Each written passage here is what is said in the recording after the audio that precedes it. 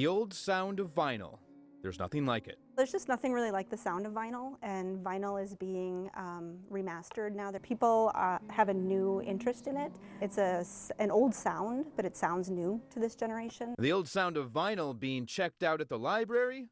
Well, that's pretty new. In fact, Saukville's Oscar Grady Library director Jen Gerber believes hers is one of the only libraries with a vinyl collection. Well, it started with a donation. Saukville resident and local historian Jim Peterson asked the library if it might be interested in the 100 or so vinyl records in his collection.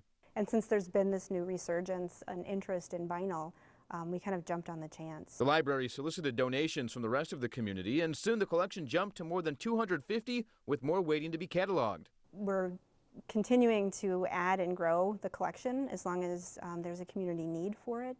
The fact that it's a completely donated collection by this community is fantastic. So it isn't anything that we've had to put our collection dollars towards yet, although we are willing to do it if there's a need and a demand. The collection has been out for about 2 months now and is growing in popularity, and for once quiet isn't the rule in the library. The library's record player is on, drawing people to the sound.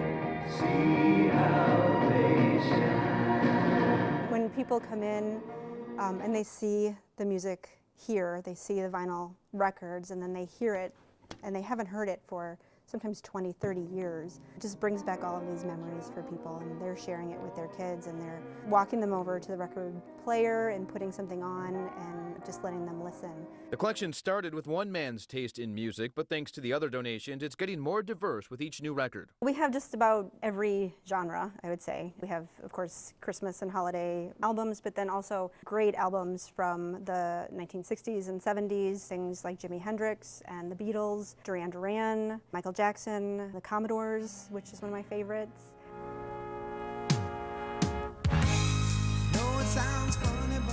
One of the albums that is one of my favorites in the collection is the Johnny Cash at Folsom Prison. So hello, I'm Johnny Cash.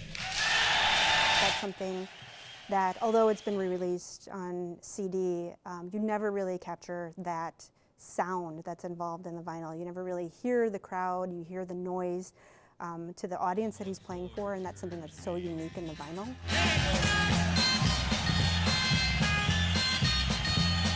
As the library tries to reach a new generation of music lovers with vinyl records, there's also a little bit of training involved, like how does a record player even work? Still, you don't have to have been old enough to buy an old 45 when it was a new 45. You just need a library card to check out a record. We're not just keeping these things, these vinyl records here to preserve them and keep them safe. We're actually sharing them and circulating them out in the community so other people can have access. The library also has a rare collection of records made in town. We have a collection of very rare vinyl that were actually produced and pressed here in Saukville, Wisconsin.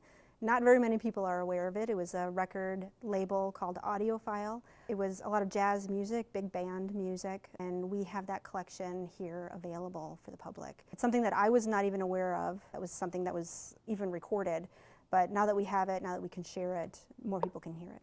It's not only Saukville residents with access. People with library cards living in Ozaukee, Sheboygan, Washington, and Dodge counties can check out records from Grady Library, which makes it easy.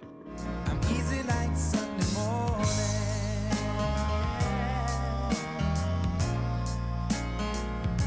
That's why I'm